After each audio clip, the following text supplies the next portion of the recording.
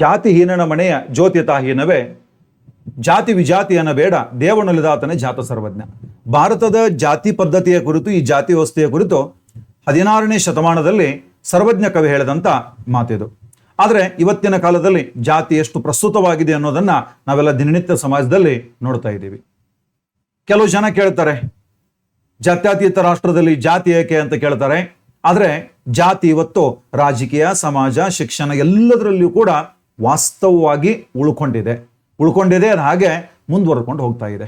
ಆತ್ಮೀಯರೇ, ಕೇಂದ್ರ ಸರ್ಕಾರ ಜನಗಣತಿಯ ಜೊತೆಗೆ ಜಾತಿ ಗಣತಿಯನ್ನು ಮಾಡ್ತೀವಿ ಅಂತ ಒಂದು ಕ್ರಾಂತಿಕಾರಕ ನಿರ್ಧಾರವನ್ನು ಘೋಷಣೆ ಮಾಡಿದೆ. ಹಾಗಾದ್ರೆ ಆ ಜಾತಿ ಗಣತಿ ಅಂದ್ರೆ ಏನು? ಜಾತಿ ಗಣತಿ ಎಷ್ಟು ಪ್ರಸ್ತುತವಾಗಿದೆ, ಎಷ್ಟು ಪ್ರಾಮುಖ್ಯತೆ ಇದೆ, ಈ ಜಾತಿ ಗಣತಿಗೆ ಎಷ್ಟೊಂದು ಪ್ರಾಮುಖ್ಯತೆ ಇದೆ, ಕರ್ನಾಟಕದ ಜಾತಿ ಗಣತಿಯ ಕಥೆ ಏನು, ಕರ್ನಾಟಕದಲ್ಲಿ ಯಾವ ಸಂದರ್ಭದಲ್ಲಿ ಜಾತಿ ಗಣತಿ ನಡೆದಿದೆ, ಅಥವಾ ಅದಕ್ಕೆ ಜಾತಿ ಗಣತಿ ಅಂತ ಕರಿಬೇಕೋ ಕರಿಬಾರ್ದು, ತೆಲಂಗಾಣ ಮತ್ತು ಬಿಹಾರದಲ್ಲಿ ನಡೆದಂತ ಜಾತಿ ಗಣತಿಯ ಕಥೆ ಏನು, ಅದರ ಜೊತೆಗೆ ಈ ಜಾತಿ ಗಣತಿಯ ವಿಷಯದಲ್ಲಿ ಸುಪ್ರೀಂ ಕೋರ್ಟ್ ಹೇಳುವುದೇನು, ಇದೆಲ್ಲದರ ಬಗ್ಗೆ ಡೀಟೇಲ್ ಆಗಿ ಡಿಸ್ಕಸ್ ಮಾಡ್ತಾ ಹೋಗೋಣಂತೆ. ಆತ್ಮೀಯರೇ, ತಮ್ಮೆಲ್ಲರಿಗೂ ಸ್ವಾಗತ. ನಾನು ಸಿದ್ದಣ್ಣ ದಳವಾಯಿ. ಯಾರಾದರೂ ಮೊದಲ ಬಾರಿಗೆ ನಮ್ಮ ವಿಡಿಯೋ ನೋಡ್ತಾ ಇದ್ರೆ ನಮ್ಮ ಚಾನಲ್ಗೆ ಸಬ್ಸ್ಕ್ರೈಬ್ ಆಗಿ ನೋಟಿಫಿಕೇಶನ್ ಆನ್ ಮಾಡಿಕೊಂಡು ಮುಂಬರುವಂತ ಎಲ್ಲ ವಿಡಿಯೋಗಳನ್ನು ಉಚಿತವಾಗಿ ನೋಡ್ಬೋದು ಅಂತ ಹೇಳ್ತಾ ಈಗ ನಾವು ಮುಂದುವರಿಯೋಣ. ಯಾರಿಗಾದರೂ KS, PSI, FDA, SDA, GPSTR, HSTR ಸೇರಿದಂತೆ ಎಲ್ಲ ಕಾಂಪಿಟೇಟಿವ್ ಎಕ್ಸಾಮ್ಗಳಿಗೆ ಕೋಚಿಂಗ್ನ ಅವಶ್ಯಕತೆ ಇದ್ರೆ ನಮ್ಮ ಸಂಸ್ಥೆಯಲ್ಲಿ ಪ್ರತಿ ತಿಂಗಳು 8 ಮತ್ತು 22ನೇ ತಾರೀಕಿಗೆ ಹೊಸ ಬ್ಯಾಚ್ಗಳು ಪ್ರಾರಂಭವಾಗ್ತವೆ. ಮೊದಲು ತರಗತಿಗೆ ಹಾಜರಾಗಿ ಎಲ್ಲಾ ಕ್ಲಾಸ್ಗಳು ಇಷ್ಟ ಆದರೆ ಮಾತ್ರ ತರಗತಿಗೆ ಅಡ್ಮಿಷನ್ ಪಡೆಯಲು ಅವಕಾಶ ಕಲ್ಪಿಸಿರುವಂತ ಕರ್ನಾಟಕದ ಏಕೈಕ ಸಂಸ್ಥೆ ಧಾರವಾಡದ ಸ್ಪರ್ಧಾ ಜೀನಿಯಸ್ ಅಕಾಡೆಮಿ. ಹೆಚ್ಚಿನ ಮಾಹಿತಿಗಾಗಿ ಸ್ಕ್ರೀನ್ ಮೇಲಿರುವಂತ ಕಾಂಟ್ಯಾಕ್ಟ್ ನಂಬರ್ಗಳಿಗೆ ನೀವು ಕಾಲ್ ಮಾಡಬಹುದು. ಕೇಂದ್ರ ಸರ್ಕಾರ ಇತ್ತೀಚೆಗೆ ಒಂದು ದೊಡ್ಡ ಅನೌನ್ಸ್ಮೆಂಟ್ ಅನ್ನ ಮಾಡ್ತದೆ. ನಿಜವಾಗ್ಲೂ ದೊಡ್ಡ ಅನೌನ್ಸ್ಮೆಂಟು. ಅದು ಯಥಾವತ್ತಾಗಿ ಜಾರಿ ಆದ್ರೆ, ಕೇಂದ್ರ ಸರ್ಕಾರ ಈಗೇನು ಹೇಳಿದೆ, ಘೋಷಣೆ ಮಾಡಿದೆ, ಅದರಂತ ನಡ್ಕೊಂಡ್ರೆ ಇದು ಭಾರತದ ರಾಜಕೀಯ ಮತ್ತು ಸಮಾಜದಲ್ಲಿ ದೊಡ್ಡ ಕ್ರಾಂತಿಯನ್ನುಂಟು ಮಾಡೋದಂತೂ ಸತ್ಯ. ಆ ಕ್ರಾಂತಿ ಪಾಸಿಟಿವ್ ಆಗಿರ್ತದೋ ನೆಗೆಟಿವ್ ಆಗಿರ್ತೋ ಎಲ್ಲ ಡಿಸ್ಕಷನ್ ಮಾಡೋಣಂತೆ ನಾವು. ಆದ್ರೆ ಕೇಂದ್ರ ಸರ್ಕಾರ ಇಂಥ ಒಂದು ಘೋಷಣೆ ಮಾಡಿದ. ಯಾವ ಘೋಷಣೆ ಅಂತಂದ್ರೆ ಕಾಸ್ಟ್ ಸೆನ್ಸಸ್, ಅಂದ್ರೆ ಜಾತಿ ಗಣತಿ ಅಥವಾ ಜಾತಿ ಜನಗಣತಿ ಅಂತೇಳಿ. ಈ ವಿಡಿಯೋವನ್ನ ನಾನು ಮಾಡ್ತಾ ಇರೋ ಉದ್ದೇಶ ಈ ಜಾತಿ ಗಣತಿಯನ್ನು ಹೊಗಳೋದು ಅಲ್ಲ, ಜಾತಿ ಗಣತಿಯನ್ನು ತೆಗಳೋದು ಅಲ್ಲ. ಅದ್ರ ಹೊಗಳೋ ಉದ್ದೇಶ ನನಗಿಲ್ಲ, ತೆಗಳೋ ಉದ್ದೇಶ ನನಗಿಲ್ಲ. ಯಾಕಂದ್ರೆ ಇಲ್ಲಿ ಏನಾಗಿದೆ, ರಾಜಕಾರಣಿಗಳನ್ನ ನಾವು ನೋಡ್ತಾ ಇರ್ತೀವಿ. ಇಲ್ಲಿ ಬೇರೆ ಪಕ್ಷದವರು ಮಾಡಿದಾಗ ಅದನ್ನು ತೆಗಳೋದು, ತಮ್ಮ ಪಕ್ಷದವರು ಮಾಡಿದಾಗ ಅದನ್ನ ಹೊಗಳೋದು, ಇವೆಲ್ಲ ಕಾಮನ್ ಆಗಿ ಯಾವುದೇ ಜಾತಿ ಗಣತಿ ಒಂದೇ ಅಲ್ಲ, ಬಹಳಷ್ಟು ವಿಷಯಗಳು ನಡೀತಾ ಇರ್ತದೆ. ಆದ್ರೆ ಒಬ್ಬ ಸ್ಪರ್ಧಾರ್ಥಿಯಾಗಿ, ಈ ದೇಶದ ಈ ನಾಡಿನ ಒಬ್ಬ ಹೆಮ್ಮೆಯ ಪ್ರಜೆಯಾಗಿ, ಜವಾಬ್ದಾರಿತ ಪ್ರಜೆಯಾಗಿ ಇಲ್ಲಿರುವಂತ ವಾಸ್ತವ ಅಂಶಗಳು ಏನು ಅನ್ನೋದನ್ನ ತಿಳ್ಕೊಳ್ಳೋದು ನಮ್ಮ ಜವಾಬ್ದಾರಿ, ನಮ್ಮ ಕರ್ತವ್ಯ ಆಗ್ಬೇಕು ಅನ್ನೋ ಉದ್ದೇಶದೊಂದಿಗೆ ಈ ವಿಡಿಯೋವನ್ನ ಮಾಡ್ತಾ ಇದ್ದೀನಿ ಹೊರತು ಇಲ್ಲೆಲ್ಲಿಯೂ ಕೂಡ ಜಾತಿ ಗಣತಿಯನ್ನ ಪ್ರಮೋಟ್ ಕೂಡ ಮಾಡ್ತಾ ಇಲ್ಲ, ಎಲ್ಲೂ ಕೂಡ ನಾನು ಅದನ್ನ ವಿರೋಧ ಕೂಡ ಮಾಡ್ತಾ ಇಲ್ಲ. ಎಸ್, ಈಗ ನಾವು ಅದ್ರ ಬಗ್ಗೆ ಮುಂದುವರಿಯೋಣಂತೆ. ಕೇಂದ್ರ ಸರ್ಕಾರ ಒಂದು ಹೊಸ ಘೋಷಣೆಯನ್ನ ಮಾಡ್ತದೆ ಇತ್ತೀಚೆಗೆ, ಒಂದು 2-3 ದಿನಗಳ ಹಿಂದೆ. ಏನಂತ ಘೋಷಣೆ? 2025 ಸೆಪ್ಟೆಂಬರ್ನಲ್ಲಿ ನಾವು ಜನಗಣತಿಯನ್ನು ನಡೆಸ್ತೀವಿ. ಈ ಜನಗಣತಿಯ ಜೊತೆಗೆ ಜಾತಿ ಗಣತಿಯನ್ನು ಕೂಡ ನಡೆಸ್ತೀವಿ ಅನ್ನೋದು ಕೇಂದ್ರ ಸರ್ಕಾರ ಮಾಡಿರುವಂತ ಘೋಷಣೆ. ಜಾತಿ ಗಣತಿಯನ್ನು ಕೂಡ ನಡೆಸ್ತೀವಿ ಅಂತ ಹೇಳಿ ಕೇಂದ್ರ ಸರ್ಕಾರ. ಯಾರಿಗೆ ನಮ್ಮ ದೇಶದ, ನಮ್ಮ ರಾಜ್ಯದ ರಾಜಕೀಯದ ಬಗ್ಗೆ ಗೊತ್ತಿರುತ್ತದೋ ಅವರಿಗೆ ಸುಮಾರು 1 ತಿಂಗಳಿಂದ ನಮ್ಮ ಕರ್ನಾಟಕದಲ್ಲಿ ನಡೀತಿರ್ತಕ್ಕಂಥ ಅತಿ ದೊಡ್ಡ ಚರ್ಚೆ ಅಂದ್ರೆ ಈ ಜಾತಿ ಗಣತಿ. ಅದೇ ಸಂದರ್ಭದಲ್ಲಿ ಕೇಂದ್ರ ಸರ್ಕಾರ ಮತ್ತೊಂದು ಕ್ರಾಂತಿಕಾರಕ ಘೋಷಣೆಯನ್ನ ಮಾಡಿದೆ. ಏನು? 2025 ಸೆಪ್ಟೆಂಬರ್ನಲ್ಲಿ ನಾವೇನು ಜನಗಣತಿಯನ್ನು ನಡೆಸ್ತಾ ಇದ್ದೀವಿ, ಆ ಜನಗಣತಿಯ ಜೊತೆಗೆ ಜಾತಿ ಗಣತಿಯನ್ನು ನಡೆಸ್ತೀವಿ ಅಂತ ಹೇಳಿ ಘೋಷಣೆ ಮಾಡದ. ಅದರ ಜೊತೆಗೆ ಹಿಂದೆ ಬಜೆಟ್ ಆಗ್ಯದನೋ ಫೆಬ್ರವರಿನಲ್ಲಿ, ಆ ಬಜೆಟ್ನೊಳಗೆ ಕೇಂದ್ರ ಸರ್ಕಾರ ಜನಗಣತಿಗಾಗಿ, ನಾಟ್ ಜಾತಿ ಗಣತಿ, ಜನಗಣತಿಗಾಗಿ ಆರಂಭಿಕವಾಗಿ 574 ಕೋಟಿ ರೂಪಾಯಿಗಳನ್ನ ಮೀಸಲಿಟ್ಟಿದೆ. ಆದ್ರೆ ಕೇಂದ್ರ ಸರ್ಕಾರ ಸಚಿವರಾಗಿದ್ದಂತ ಅಶ್ವಿನ್ ವೈಷ್ಣವ್ ಅವರು ಪ್ರೆಸ್ ಮೀಟ್ ಅನ್ನ ಮಾಡ್ತಾರೆ. ಜಾತಿ ಗಣತಿ ಯಾವ ರೂಪದಲ್ಲಿರುತ್ತದೆ, ನಾವು ಯಾವಾಗ ಮಾಡ್ತೀವಿ, ಯಾವುದ್ರ ಬಗ್ಗೆನೂ ಸಹಿತ ಸ್ಪಷ್ಟ ಮಾಹಿತಿಯನ್ನು ಇನ್ನೂವರೆಗೂ ಕೂಡ ಮಾಹಿತಿಯನ್ನ ಕೊಟ್ಟಿಲ್ಲ. ಕರ್ನಾಟಕದ ಮುಖ್ಯಮಂತ್ರಿ ಸಿದ್ದರಾಮಯ್ಯನವರು ಹೇಳ್ತಾ ಇದ್ದಾರೆ, ಕೇವಲ ಜಾತಿ ಗಣತಿ ಬೇಡ, ಸಾಮಾಜಿಕ, ಆರ್ಥಿಕ ಮತ್ತು ಶೈಕ್ಷಣಿಕ ಸಮೀಕ್ಷೆಯನ್ನು ನಡೆಸ್ರಿ ಅಂತ ಇವ್ರು ಹೇಳ್ತಾ ಇದ್ದಾರೆ. ಅಂದ್ರೆ ಬರೀ ಜಾತಿ ಲೆಕ್ಕ ಮಾಡೋದ್ರಿಂದ ದೇಶದಲ್ಲಿ ಯಾರು ಎಷ್ಟು ಜಾತಿ ಸಂಖ್ಯೆಯಲ್ಲಿದ್ದಾರೆ, ಯಾವ ಜಾತಿಯವರು ಎಷ್ಟು ಸಂಖ್ಯೆಯಲ್ಲಿದ್ದಾರೆ ಅದನ್ನ ಲೆಕ್ಕ ಮಾಡೋದು ಯಾವ ಉಪಯೋಗ ಇಲ್ಲ. ಯಾವ್ಯಾವ ಸಮುದಾಯದವರು ಸಾಮಾಜಿಕವಾಗಿ, ಆರ್ಥಿಕವಾಗಿ, ಶೈಕ್ಷಣಿಕವಾಗಿ ಮುಂದುವರೆದಿದ್ದಾರೆ, ಯಾರು ಹಿಂದುಳಿದಿದ್ದಾರೆ, ಈ ಸಮೀಕ್ಷೆ ನಡೀಬೇಕು ಅಂತೇಳಿ ಇವರು ಒತ್ತಡವನ್ನು ಹಾಕ್ತಾ ಇದ್ದಾರೆ ಕೇಂದ್ರ ಸರ್ಕಾರದ ಮೇಲೆ. ಯಾರು? ಮುಖ್ಯಮಂತ್ರಿ ಸಿದ್ದರಾಮಯ್ಯನವರು.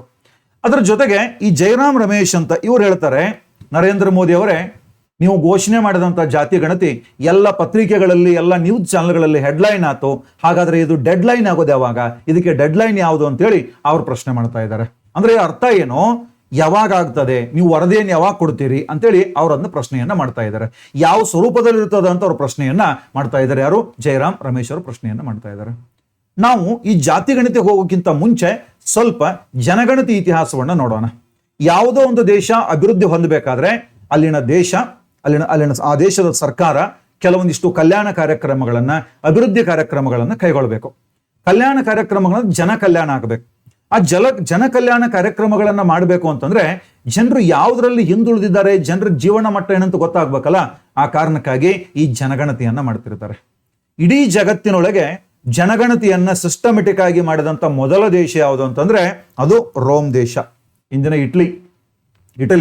ಯಾವಾಗ ಅಂದ್ರೆ 6ನೇ ಶತಮಾನದಲ್ಲಿ BCE ಅಂತಂದ್ರೆ ಬಿಫೋರ್ ಕಾಮನ್ ಎರಾ ಅಥವಾ ಸಾಮಾನ್ಯ ಶಕ ಪೂರ್ವ. ನಾವೇನ್ ಹಿಂದೆ ಅದನ್ನು ಕ್ರಿಸ್ತ ಪೂರ್ವ ಅಂತ ಕರಿತಿದ್ವಲ್ಲ, ಹಂಗ 6ನೇ ಶತಮಾನದಲ್ಲಿ ಕ್ರಿಸ್ತ ಪೂರ್ವ ಅಥವಾ ಸಾಮಾನ್ಯ ಶಕ ಪೂರ್ವ 6ನೇ ಶತಮಾನದಲ್ಲಿ ರೋಮ್ ದೇಶದ ಅರಸ ಸರ್ವಿಯಸ್ ಜಗತ್ತಿನಲ್ಲಿ ಸಿಸ್ಟಮೆಟಿಕ್ ಆಗಿ ಜನಗಣತಿಯನ್ನ ಮಾಡಿದಂತ ಮೊದಲನೇದು. ಎರಡನೆಯದ್ದು ಭಾರತ. ಸಾಮಾನ್ಯ ಶಕ ಪೂರ್ವ 3ನೇ ಶತಮಾನದಲ್ಲಿ ಸಾಮ್ರಾಟ್ ಅಶೋಕ ಜನಗಣತಿಯನ್ನ ಮಾಡೋದಕ್ಕಾಗಿನೇ ನಾಗರಿಕ ಅಂತ ಒಬ್ಬ ಅಧಿಕಾರಿಯನ್ನ ಕೂಡ ನೇಮಕ ಮಾಡಿದ್ದ. ನಾಗರಿಕ ಅಂತ ಅಧಿಕಾರಿಯನ್ನು ನೇಮಕ ಮಾಡಿದ್ದ ಯಾರು? ಸಾಮ್ರಾಟ್ ಅಶೋಕ. ಇದು ಜನಗಣತಿ ಬಗ್ಗೆ ಹೇಳಿದೆ.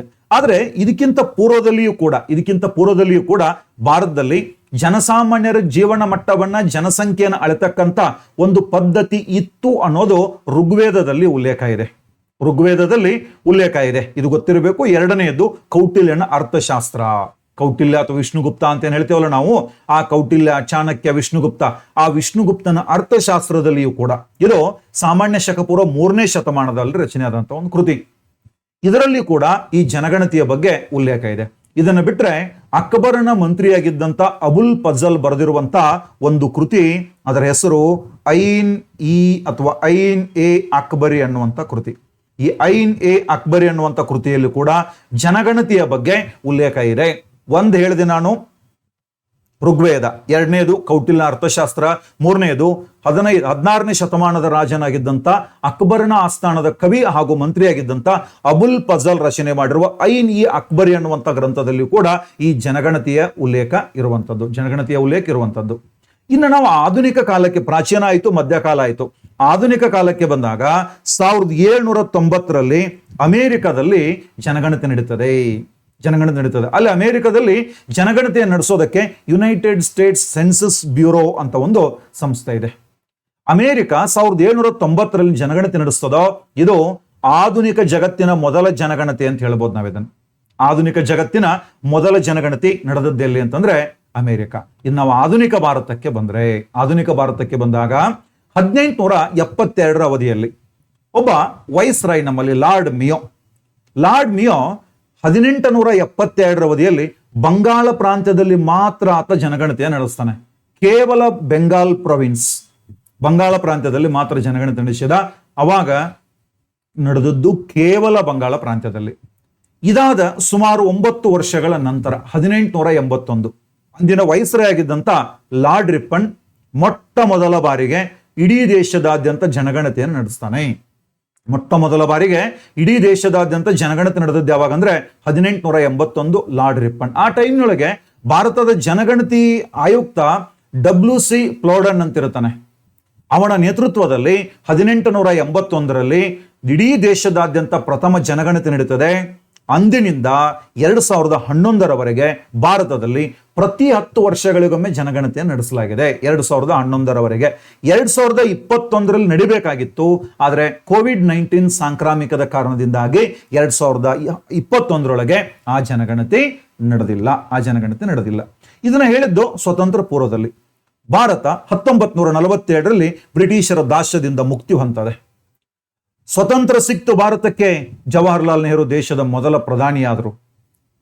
ಇನ್ನು ಸಂವಿಧಾನ ರಚನೆಯಾಗುವ ಮೊದಲೇ 1948ರೊಳಗೆ ಭಾರತ ಸರ್ಕಾರ ಜನಗಣತಿ ಕಾಯ್ದೆ ಅಂತೇಳಿ ಜಾರಿ ಮಾಡ್ತದೆ. ಜನಗಣತಿ ಕಾಯ್ದೆ ಜಾರಿಯಾದದ್ದು 1948ರೊಳಗೆ.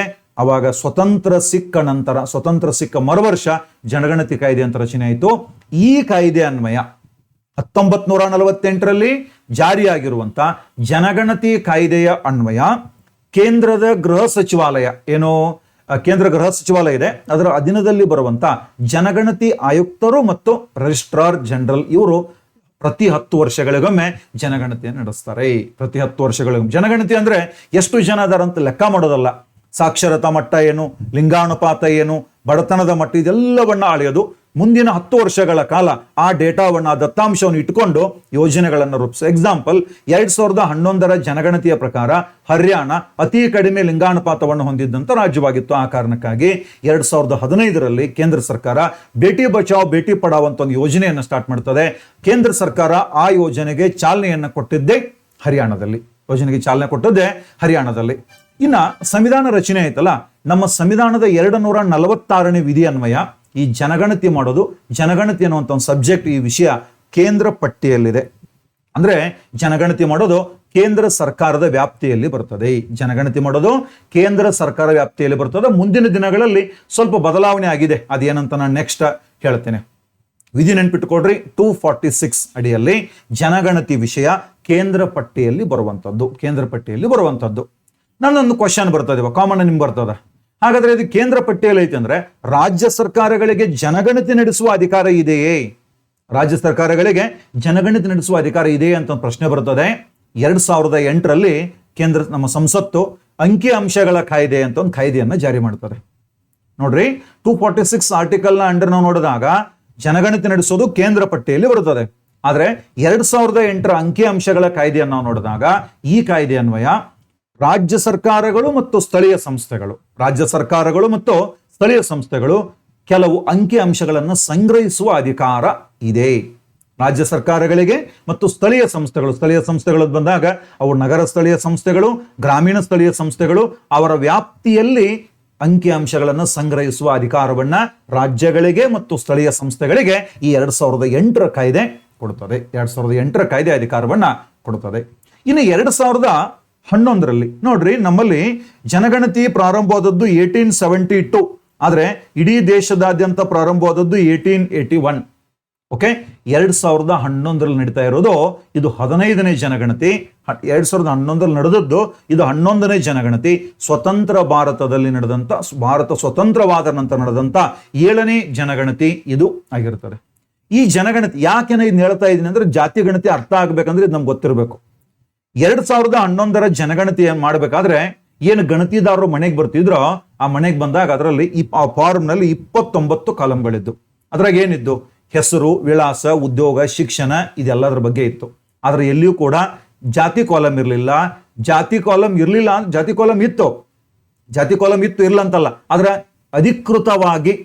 ಅಧಿಕೃತವಾಗಿ ಜಾತಿಯನ್ನು ಭರಿಸಲೇಬೇಕು ಅಂತ ಹೇಳಿ ಇರಲಿಲ್ಲ. ಆದ್ರೆ ಒಂದು ಅಂಶ, SC ಮತ್ತು ST ಸಮುದಾಯಗಳ ಮಾತ್ರ ಜಾತಿ ಹೆಸರನ್ನ ನಮೂದಿಸಲು ಅದರಲ್ಲಿ ಅವಕಾಶ ಇತ್ತು. ಅದಕ್ಕೆ ಅವಕಾಶವನ್ನು ಕೊಡಲಾಗಿತ್ತು. 2011ರ ಜನಗಣತಿಯ ಪ್ರಕಾರ ಭಾರತದಲ್ಲಿ ಶೆಡ್ಯೂಲ್ಡ್ ಕ್ಯಾಸ್ಟ್ ಅಂದ್ರೆ ಏನು, ಪರಿಶಿಷ್ಟ ಜಾತಿ ಅಂತ ಹೇಳ್ತೀವಲ್ಲ, ಪರಿಶಿಷ್ಟ ಜಾತಿ ಅದರೊಳಗೆ ಎಷ್ಟು ಜಾತಿಗಳು ಬರ್ತಾವ ಅಂದ್ರೆ 1770. ಅಂದ್ರೆ ದೇಶದ ಒಟ್ಟು ಜನಸಂಖ್ಯೆಯಲ್ಲಿ 16.6% ಶೆಡ್ಯೂಲ್ಡ್ ಕ್ಯಾಸ್ಟ್ ಕಮ್ಯುನಿಟಿ ಇದೆ. ಇನ್ನು ಶೆಡ್ಯೂಲ್ಡ್ ಟ್ರೈಬ್ಸ್ ಅಂತ ಬಂದಾಗ, ಪರಿಶಿಷ್ಟ ಜಾತಿ ಅಂತ ಬಂದಾಗ ಅದರಲ್ಲಿ 748 ಕಮ್ಯುನಿಟಿಗಳಿದಾವೆ. 8.6% ಅವರ ಜನಸಂಖ್ಯೆ ಇತ್ತು ಅಂತೇಳಿ 2011 ಗೊತ್ತಾಯಿತು. ಆದರೆ ಕ್ವಶನ್ ಏನು ಬಂತು, SC ಸಮುದಾಯ ಎಷ್ಟೈತೆ ಅಂತ ಗೊತ್ತಾಯಿತು, ST ಎಷ್ಟೈತೆ ಅಂತ ಗೊತ್ತಾಯಿತು. ಹಾಗಾದ್ರೆ ಇನ್ನುಳಿದಂತ OBC ಅಂದ್ರೆ ಅದರ್ ಬ್ಯಾಕ್ವರ್ಡ್ ಕ್ಲಾಸಸ್, ಆಮೇಲೆ ಕೆಲವೊಂದಿಷ್ಟು ಮೇಲ್ವರ್ಗಗಳಂತ ಹೇಳ್ತೀವಲ್ಲ, ಅವುಗಳ ಜನಸಂಖ್ಯೆ ಎಷ್ಟು, ಅವುಗಳ ಸಾಮಾಜಿಕ ಸ್ಥಾನಮಾನ ಏನು, ಇದು ಯಾವುದ್ರ ಬಗ್ಗೆ ಮಾಹಿತಿ 2011ರಲ್ಲಿ ಇದ್ದದ್ದೇನೆಂದ್ರೆ ಜಾತಿ ಪ್ರಮಾಣ ಎಷ್ಟು ಅಂತ ಮಾತ್ರ ಇರ್ತದೆ. ಜಾತಿ ಪ್ರಮಾಣ ಎಷ್ಟು ಅಂತ ಮಾತ್ರ ಈ 2011ರ ಜನಗಣತಿಯಲ್ಲಿ ಇರ್ತದೆ. 2011ರಲ್ಲಿ ಜನಗಣತಿಯ ಸಮಯದೊಳಗ ಎಲ್ಲಾ ಜಾತಿಗಳ ಸಾಮಾಜಿಕ, ಆರ್ಥಿಕ, ಶೈಕ್ಷಣಿಕ ಮಾಹಿತಿಯನ್ನು ಸಂಗ್ರಹಿಸಿದ್ರು. ಆದ್ರೆ ಗಣತಿದಾರರಿಗೆ ಸರಿಯಾದ ತರಬೇತಿ ಇರಲಿಲ್ಲ. ಏನಾಗ್ಬಿಡ್ತು ಗೊತ್ತಾ, ನಮ್ಮ ದೇಶದಲ್ಲೂ 4000 ಜಾತಿ ಇರಬಹುದು ಅಂತ ಅನ್ಕೊಂಡಿದ್ದೀವಿ. 2011ರ ಜನಗಣತಿ ದತ್ತಾಂಶವನ್ನು ವಿಶ್ಲೇಷಣೆ ಮಾಡಿದಾಗ 46 ಲಕ್ಷ ಜಾತಿಗಳು ಕಾಣಿಸ್ತಾವ ಅದ್ರೊಳಗೆ. ಯಾಕಂದ್ರೆ ಕೆಲವು ಜನ ಜಾತಿಯನ್ನು ಬರೆದಿದ್ರು, ಕೆಲವು ಜನ ಉಪಜಾತಿಯನ್ನು ಬರೆದಿದ್ರು, ಕೆಲವು ಜನ ಉಪಪಂಗಡಗಳನ್ನು ಬರೆದಿದ್ರು, ಕೆಲವು ಜನ ಗೋತ್ರಗಳನ್ನೇ ಬರೆದು ಬಿಟ್ಟಿದ್ರು. ಹಿಂಗಾಗಿ ಆ ವರದಿಯನ್ನು ಬಿಡುಗಡೆ ಮಾಡಲಿಲ್ಲ. ಅಂದ್ರೆ ಇದು ವೈಜ್ಞಾನಿಕ ಆಗಿರಲಿಲ್ಲ. ಇದು ವೈಜ್ಞಾನಿಕ ಆಗಿರಲಿಲ್ಲ. ಆದರೆ 2011 ಜನಗಣತಿ ಪ್ರಕಾರ ನಮ್ಮ ದೇಶದ ಒಟ್ಟು ಜನಸಂಖ್ಯೆ 121 ಕೋಟಿ ಇತ್ತು. ಗ್ರಾಮೀಣ ಜನಸಂಖ್ಯೆ 83.3 ಕೋಟಿ ಇತ್ತು.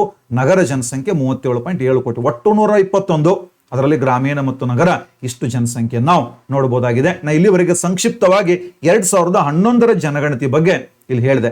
ಅಂದ್ರೆ ಅಲ್ಲಿ ಜಾತಿ ಗಣತಿಯನ್ನ ಮಾಡಿದ್ರು, ಆದ್ರೆ ಅದು ಏನಾಗಿರ್ಲಿಲ್ಲ, ಅಧಿಕೃತವಾಗಿಲ್ಲ. ಯಾಕೆ ಅದನ್ನು ಬಿಡುಗಡೆ ಮಾಡಲಿಲ್ಲ ಅಂತ ಮುಂದೆ ಹೇಳ್ತೀನಿ ನಾನು. ಈಗ ನಾವು ಇವತ್ತಿನ ವಿಷಯಕ್ಕೆ ಬರೋಣಂತೆ. ಯಾವ ವಿಷಯ? ಜಾತಿ ಗಣತಿ. ಜಾತಿ ಗಣತಿ ಅಂದ್ರೆ ಏನು? ಈಗೇನ್ ಮಾಡ್ತಾರೆ, ಜನಗಣತಿ ನಡೀತಿರ್ಬೇಕಾದ್ರೆ ಅಲ್ಲಿ ಜಾತಿ ಆಧಾರದಲ್ಲಿ ಕೌಂಟ್ ಆಗಲ್ಲ. ಆದ್ರೆ ಜಾತಿ ಗಣತಿ ಅಂತ ಬಂದಾಗ ಜಾತಿಯ ಆಧಾರದಲ್ಲಿ ದೇಶದ ಸಮಸ್ತ ನಾಗರಿಕರ ಮಾಹಿತಿಯನ್ನ ಸಂಗ್ರಹಿಸೋದು. ನಾನು ಆಗ್ಲೇ ಈ ವಿಡಿಯೋದ ಪ್ರಾರಂಭದೊಳಗೆ ಹೇಳಿದೆ, ಕೇಂದ್ರ ಸರ್ಕಾರ ಜಾತಿ ಗಣತಿ ಮಾಡೋದು ಹೊರಟಿದೆ. ಮುಖ್ಯಮಂತ್ರಿಗಳು ಹೇಳ್ತಾರೆ ಬರೀ ಜಾತಿ ಗಣತಿ ಬೇಡ, ಸಾಮಾಜಿಕ, ಆರ್ಥಿಕ ಮತ್ತು ಶೈಕ್ಷಣಿಕ ಸಮೀಕ್ಷೆಯು ಕೂಡ ಆಗ್ಲಿ ಅಂತ ಹೇಳ್ತಾರೆ. ಈಗ ಕೇಂದ್ರ ಸರ್ಕಾರ ಮೇಬಿ ಅದನ್ನು ಮಾಡ್ತದೆ. ಜಾತಿಯ ಆಧಾರದಲ್ಲಿ ದೇಶದ ಸಮಸ್ತ ನಾಗರಿಕರ ಮಾಹಿತಿಯನ್ನು ಸಂಗ್ರಹಿಸೋದಕ್ಕೆ ನಾವು ಜಾತಿ ಗಣತಿ ಅಂತ ಕರಿತೀವಿ. ನಾನು ಈಗಾಗಲೇ ಹೇಳಿದ ಹಾಗೆ 1881 ನಲ್ಲಿ ಇಡೀ ದೇಶದಾದ್ಯಂತ ಜನಗಣತಿಯನ್ನ ಪ್ರಾರಂಭಿಸಿತ್ತು ಬ್ರಿಟಿಷ್ ಸರ್ಕಾರ. ಆದರೆ ಬ್ರಿಟಿಷ್ ಸರ್ಕಾರ ಮೊದಲ ಬಾರಿಗೆ ಜಾತಿಯ ಆಧಾರದಲ್ಲಿ ದತ್ತಾಂಶಗಳನ್ನ, ಡೇಟಾವನ್ನ ಸಂಗ್ರಹಿಸಿದ್ದು 1891. 1891, 1901, 1911, 1921, 1931 ಈ 5 ಜನಗಣತಿಯಲ್ಲಿ ಬ್ರಿಟಿಷ್ ಸರ್ಕಾರ ಜನಗಣತಿಯೊಂದಿಗೆ ಜಾತಿ ಗಣತಿಯನ್ನು ಕೂಡ ಮಾಡ್ತದೆ. ಅಂದ್ರೆ ಜನಗಣತಿಯನ್ನ ಮಾಡೋತ್ನ ಬ್ರಿಟಿಷ್ ಸರ್ಕಾರ ಜಾತಿ, ಧರ್ಮ, ಉದ್ಯೋಗವನ್ನ ಮುಖ್ಯವಾಗಿಟ್ಟುಕೊಂಡು ಗಣತಿಯನ್ನ ಮಾಡ್ತದೆ ಭಾರತದಲ್ಲಿ. ಆದ್ರೆ ಇದೇನ್ 1931 ನಡೀತಲ್ರಿ, ಇದೇ ಕೊನೆಯ ಜಾತಿ ಗಣತಿ. ಅದರ ನಂತರ ಜಾತಿ ಗಣತಿಯನ್ನ ಅಧಿಕೃತವಾಗಿ ಮಾಡಲಿಲ್ಲ. 1931ರಲ್ಲಿ ನಮ್ಮ ದೇಶದಲ್ಲಿ 4147 ಜಾತಿಗಳಿದ್ವು. ಈ ಒಂದು ವರದಿ ಅನ್ವಯ 1931 ಜಾತಿ ಗಣತಿ ಅನ್ವಯ ಇದರಲ್ಲಿ OBC 27.1 ಕೋಟಿ. ಓಕೆ, ಅಂದ್ರೆ 52%. ಇದು 52%. ಓಕೆನಾ? ಇಷ್ಟು ಜನಸಂಖ್ಯೆ ಅವತ್ತು ಇರುತ್ತದೆ.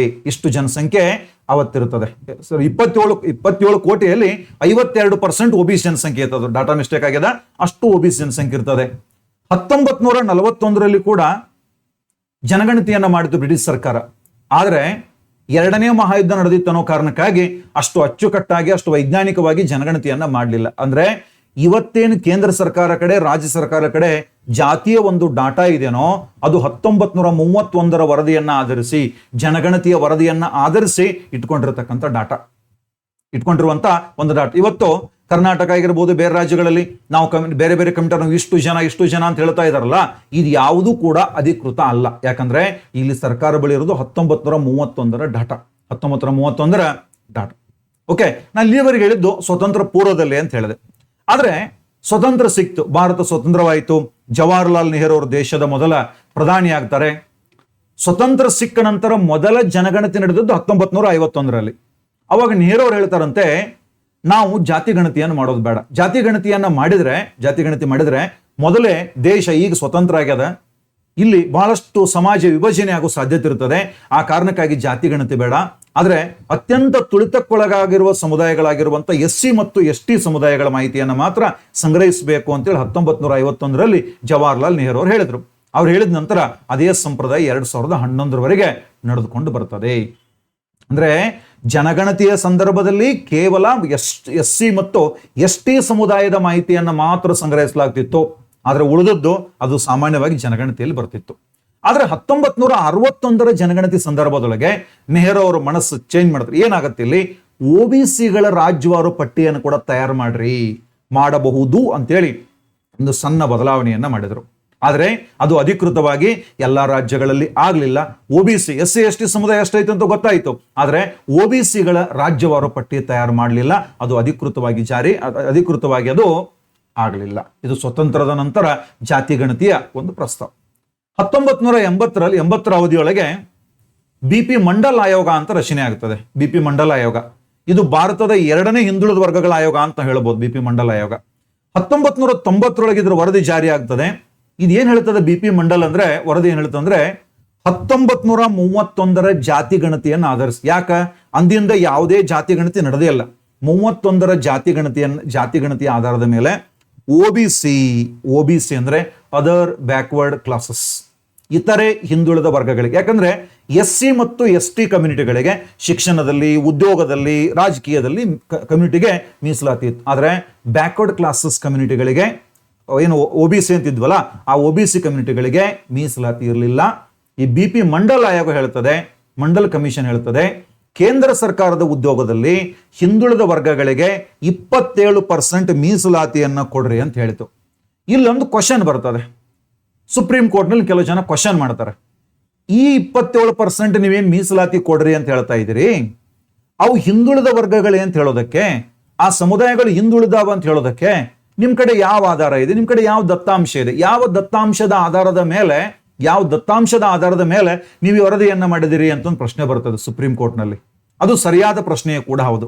ಆದ್ರೆ ಇದು ಆಮೇಲೆ ಚರ್ಚೆ ಆಗ್ತದೆ, ಮೀಸಲಾತಿ ಜಾರಿ ಕೂಡ ಆಯ್ತು, ಪ್ರಮಾಣ ಕಡಿಮೆ ಆಯ್ತು. ಆಮೇಲೆ ಮಂಡಲ್ ಕಮಿಷನ್ ಇದನ್ನ ಭಾರತದ 2ನೇ ಹಿಂದುಳಿದ ವರ್ಗಗಳ ಆಯೋಗ ಅಂತ ಹೇಳಿ ಹೇಳ್ಬೋದಾಗಿದೆ. ಇದು ಬ್ಯಾಕ್ವರ್ಡ್ ಕ್ಲಾಸ್ ಬೈಬಲ್, ನಮ್ಮ ಭಾರತದ ಹಿಂದುಳಿದ ವರ್ಗಗಳ ಬೈಬಲ್ ಅಥವಾ ಭಗವದ್ಗೀತೆ ಅಂತೇಳಿ BP ಮಂಡಲ್ ಆಯೋಗದ ವರದಿಯನ್ನ ಕರಿತಿರ್ತಾರೆ. ಆದ್ರೆ ಮಂಡಲ್ ಆಯೋಗ ವರದಿ ಕೊಟ್ಟದ್ದು 1980.